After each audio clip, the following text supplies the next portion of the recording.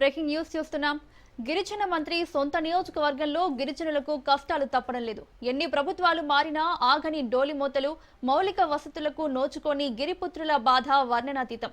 మృతదేహాన్ని తమ గూడెంకు తీసుకెళ్లేందుకు 12 కిలోమీటర్ల డోలి ప్రయాణం చేసిన ఘటన సమాజం సిగ్గుపడేలా చేస్తోంది. ఈ ఘటన పార్వతీపురం మన్యం జిల్లా సాలూరు మండలం కేంద్రంలోని చింతామల గ్రామంలో చోటు చేసుకుంది. గత వారం రోజులుగా అనారోగ్యంతో బాధపడుతున్న మహిళ విజయనగరం ప్రభుత్వ ఆసుపత్రిలో మృతి చెందింది.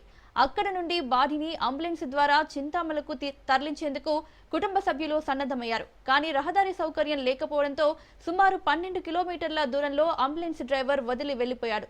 చేసేది లేక కుటుంబ సభ్యులు గ్రామస్తుల సహకారంతో కొండలు గుట్టలు ఎక్కి అష్టకష్టాలతో మృతదేహాన్ని డోలి సాయంతో మోసుకెళ్లారు. తమ గ్రామానికి రహదారి సౌకర్యం కల్పించాలని పలుమార్లు అధికారులకు, ప్రజాప్రతినిధులకు మొరపెట్టుకున్నా ఫలితం లేదని గ్రామంలో యువత వాపోతున్నారు.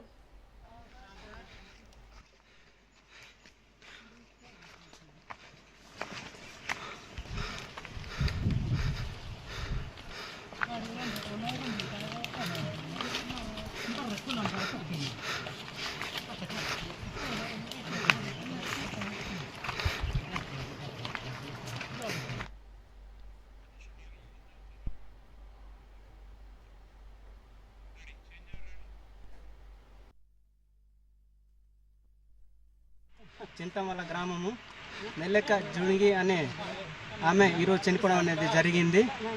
కోణంగి వలస టు చింతమల వరకు డోలు మొత్తం మూసుకొని తీసుకోవడం జరుగుతుంది. ఇంచుమించు 12 కిలోమీటర్లు మోయడం అనేది జరిగింది. ఈ విషయాన్ని గమనించి అధికారులు మాకు వెంటనే రోడ్డు సౌకర్యం అందిస్తే మా బాధలు, మా కష్టాలని సరిదిద్దుకోవడం జరుగుతుంది. రోడ్డు లేకపోవడం వల్ల అనేక సమస్యలు వచ్చినా ఇదే డోలు మాకు జరుగుతుంది. హాస్పిటల్కి వెళ్ళాలన్నా వెళ్ళలేకపోతున్నాము. ఇది ప్రభుత్వ వైఫల్యం అనేసి నేను ఖచ్చితంగా ఖండిస్తున్నాను. ఈ వీడియోని చూసి ప్రతి ఒక్క పౌరుడికి చేరాలని